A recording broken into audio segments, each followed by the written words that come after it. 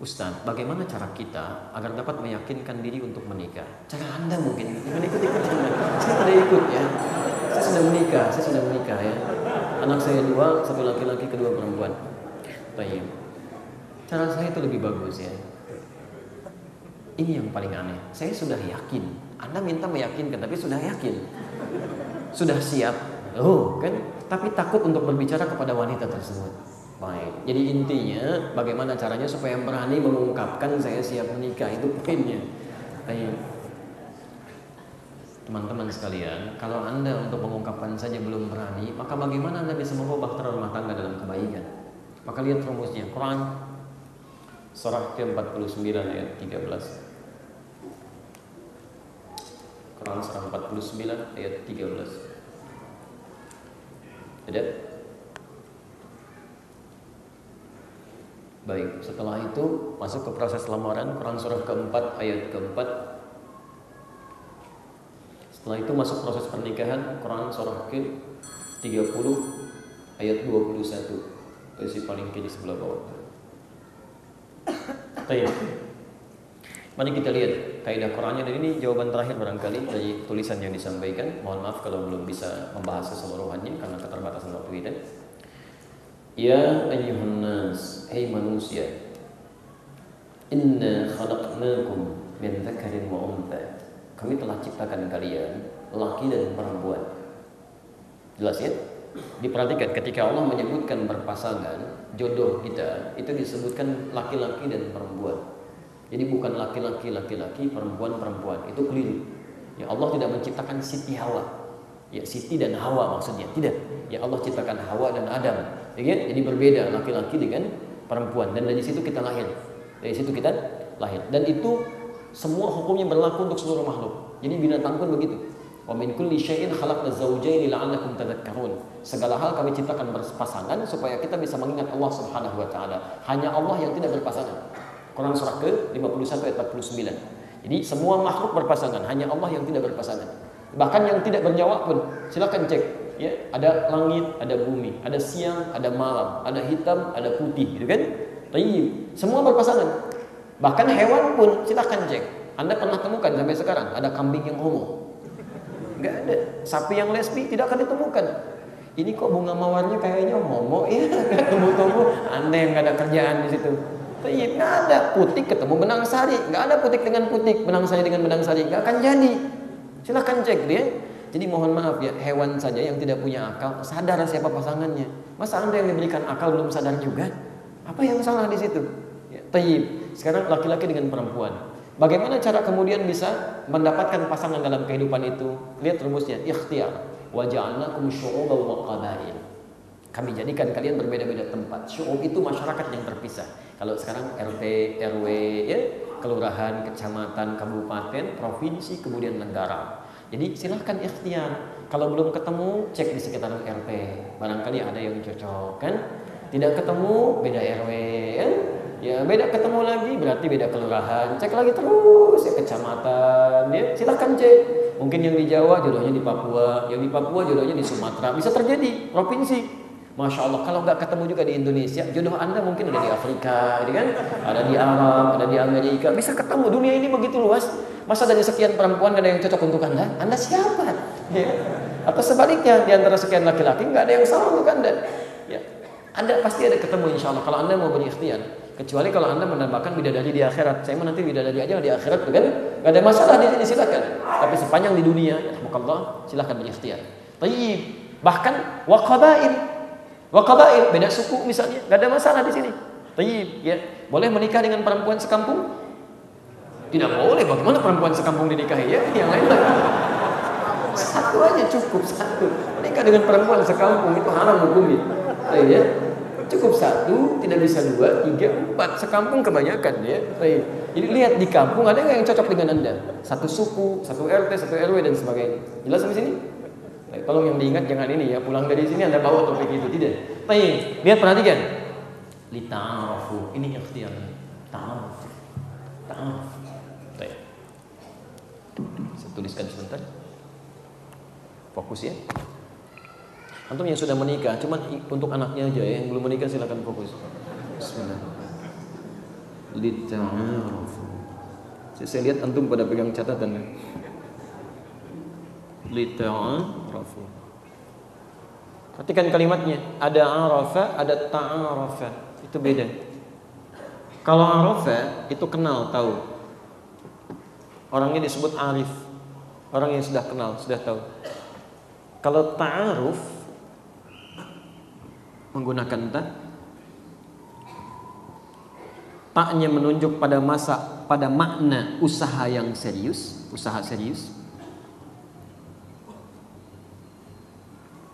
Alifnya menunjuk pada makna saling. Jadi ada dua sisi di sini. Jadi kalau Anda ingin mencari pasangan, kata Allah, setelah menemukan tempat-tempat tadi, ada dikira cocok misalnya dengan baik, maka dalil Quran bukan pacaran, bukan bertindak misalnya yang maksiat dan sebagainya. Maka usaha yang serius untuk saling mengenal satu dengan yang lainnya.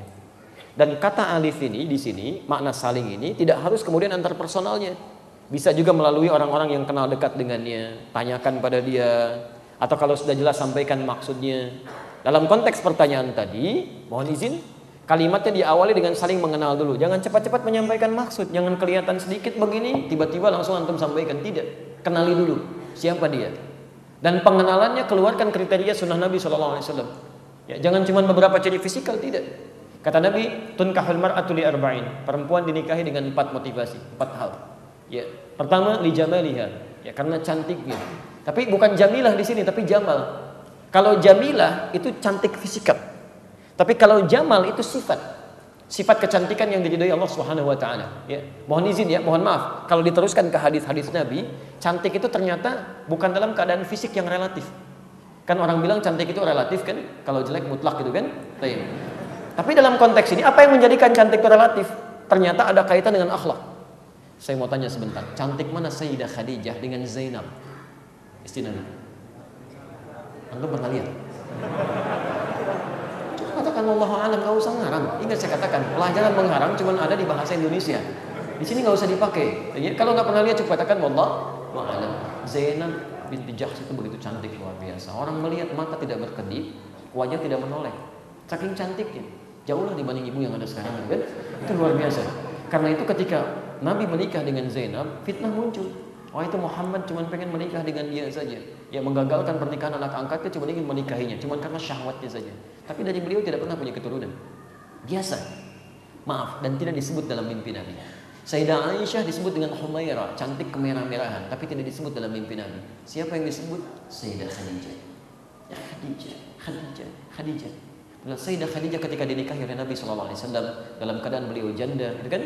Telah menikah dengan laki-laki lain dan punya anak juga, dan Nabi sayang dengan beliau. Cintanya luar biasa. Masya Allah. Apa yang menjadikan begitu dicintai oleh Nabi? Jamalah. Ada faktor keindahan melekat pada dirinya. Dilukiskan di Al-Bukhari, nomor hadis yang keempat, posisi paling kanan sebelah bawah. Lihat kalimatnya.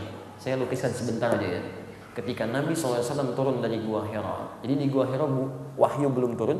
Setelah Al-Alaq turun, Nabi biasa bertahanus. Kemudian wahyu belum turun, Nabi turun ke bawah. Itu siang-siang. Begitu turun siang-siang, tiba-tiba dengar suara Muhammad.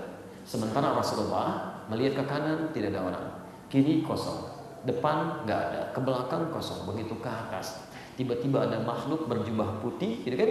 Seperti duduk di antara langit dan bumi mengatakan Muhammad. Tayyib. Sedangkan Nabi belum pernah melihat makhluk ini sebelumnya, karena Jibril ketika turun menyamar jadi laki-laki yang memeluk Nabi, belum muncul seperti rupanya. Gini aja lah ya, situasinya kita hadirkan sekarang. Ini antum pulang dari sini siang-siang, nggak usah malam. Begitu keluar, ada Pak Majid di sini, Pak Majid, Masya Allah. Di kanan nggak ada orang, kiri kosong, belakang meleng nggak ada juga. Begitu lihat ke atas, Pak, jubah putih duduk begini, Pak Majid. Apa reaksi antum di situ? Maka kata Nabi, faro'ibtu minhu. Ro'ibtu itu keadaan khawatir, takut sampai bulu kuduknya naik. Itu Nabi takut, khawatir. Jadi takut itu biasa, Pak. Itu fitrah. Yang paling aneh manusia yang nggak pernah takut, itu aneh. Saya tidak punya rasa takut. Kamu siapa? Nabi aja takut, masa Anda enggak? Yang tidak tepat itu yang orang yang larut dalam ketakutan. Terus begitu itu ada masalah itu. Tapi yang paling menarik, begitu beliau khawatir, takut, luar biasa, sampai ke rumah. Begitu diketuk pintu rumahnya mengucapkan salam, dibuka oleh Sayyidah Khadijah. melihat wajah Sayyidah Khadijah, setengah kegelisahannya hilang. Cuman lihat wajahnya aja. Kemudian digenggam tangannya, dia mengatakan, Nabi mengatakan, zammiluni, tolong selimuti saya. Dibawa oleh Sayyidah Khadijah ke kamar, diselimuti oleh beliau. Perhatikan, dikatakan kalimat, dan puncak kalimat ini yang membuat jiwa Rasulullah SAW tenang seketika.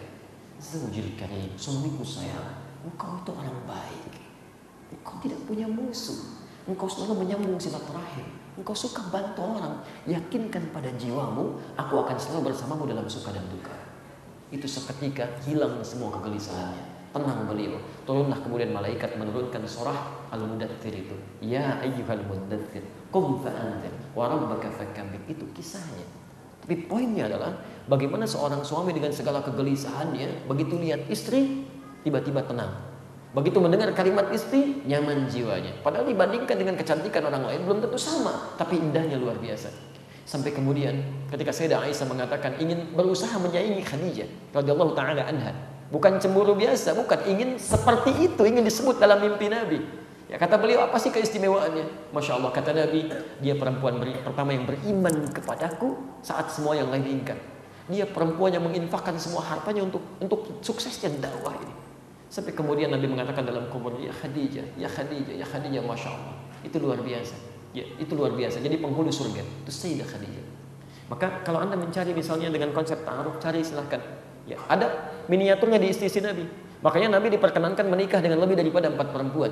Kalau Anda belajar lebih dalam lagi, ikuti kajiannya tentang istri Nabi, ternyata karakteristik perempuan-perempuan di muka bumi itu nampak nanti pada istri Nabi sallallahu alaihi wasallam. Jadi dari yang paling cemburuan sampai yang paling perhitungan ada, Pak. Sebelum menikah dengan Nabi, tapi ketika menikah dengan Nabi diarahkan kepada hal yang positif. Cemburunya urusan ibadah, perhitungannya urusan ibadah, dulu urusan belanja, tapi ketika dididik oleh Nabi, tiba-tiba bagaimana satu kurma jadi ibadah. Bagaimana saya bisa menyaingi sholat sunnah teman saya yang satu itu. Bagaimana supaya saya bisa menyaingi ibadah dia. Itu selalu begitu. Nanti ibu pulang dari sini, coba cek kira-kira ibu mirip siapa. Ya, buka fikihnya, jangan belajar yang tinggi-tinggi dulu. Anda perempuan, keluarkan sahabat-sahabat perempuan, istri-istri Nabi, pelajari di situ. Alhamdulillah, kalau kira-kira nanti Bapak uji aja besok, kira-kira mirip siapa? Ya, kalau mirip Sayyidah Khadijah, begitu antum pulang, lihat wajah istri, setengah kegelisahan hilang, Masya Allah. Mendengar kata-kata istri, ketenangan muncul Khadijah. Tapi begitu antum pulang, nggak punya masalah sebetulnya di kantor, lihat wajah istri, ada masalah misalnya kan? Itu repot, ya. Baik, itu cari. Jadi faktornya bukan cuma cantik, hati-hati. Ada orang yang cantiknya luar biasa, cantiknya 100%, cerewetnya 1000% misalnya. Kan repot juga. Ya, tidak mudah situasinya nanti, tidak mudah. Kemudian yang kedua, liha, hartanya. Ada sering orang mengatakan karena harta bendanya, kayanya dan sebagainya. Bahkan ada ungkapan-ungkapan yang tidak elok. Lebih baik mencari misalnya, ada kalimat yang tidak tepat lah, tidak perlu saya ungkapkan ya. Perempuan yang sudah ditinggal suaminya tapi kaya, kan, dibandingkan dengan yang gadis tapi biasa-biasa. Itu nggak tepat kalimat ini. Ya, nggak tepat. Memang ada orang motifnya begitu. Tapi yang dimaksud dalam kalimat ini bisa dipahami dengan makna lain, yang bisa memanage harta suaminya. Jadi begitu dapat suami penghasilan, dia bisa berbagi di rumah dengan baik, tempatkan di tempat yang bagus, cari yang begitu.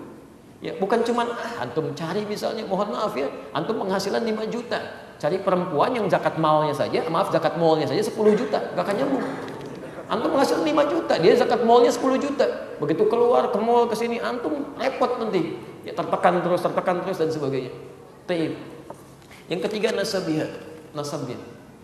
Cari dari siapa dia? Dari kalangan terbaik akan menurunkan kebaikan-kebaikan. Ya, cari misalnya bagaimana pendidikannya, bagaimana kedekatannya dengan Allah kan, bagaimana cara orang tuanya, kerabatnya dan sebagainya. Dan yang terakhir lidiniha, ini yang paling penting, agamanya.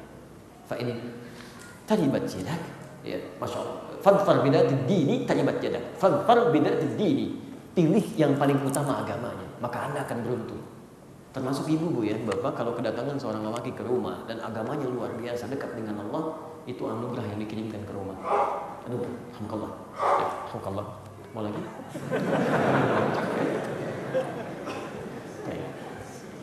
Jadi teman-teman sekalian, untuk ta'aruf itu caranya.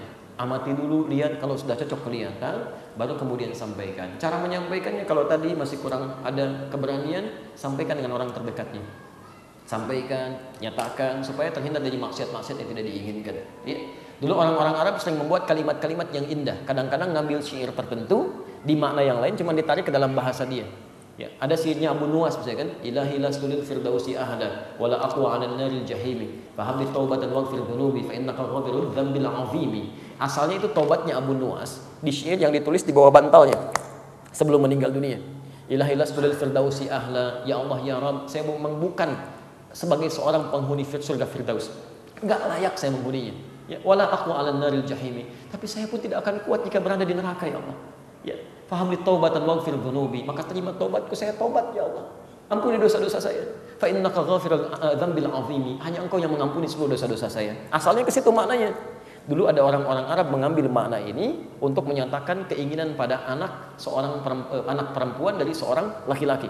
Datang dia ke bapaknya menyampaikan dengan kalimat kiasan, ilahi lastudil firdausi ahla. Bapak, calon bapak mertua, memang saya tidak layak sebagai penghuni rumah ini, anggota keluarga di sini yang seperti keadaan surga Firdaus. Wala aqwa 'alan naril jahimi. Tapi kalau saya nggak diterima seperti berada di neraka jahanam, Pak. Tolong ya.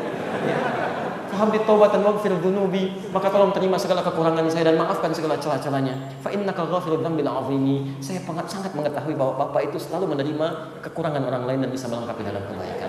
Masya Allah. Jangan dicatat ya, cuma itu cuma informasi.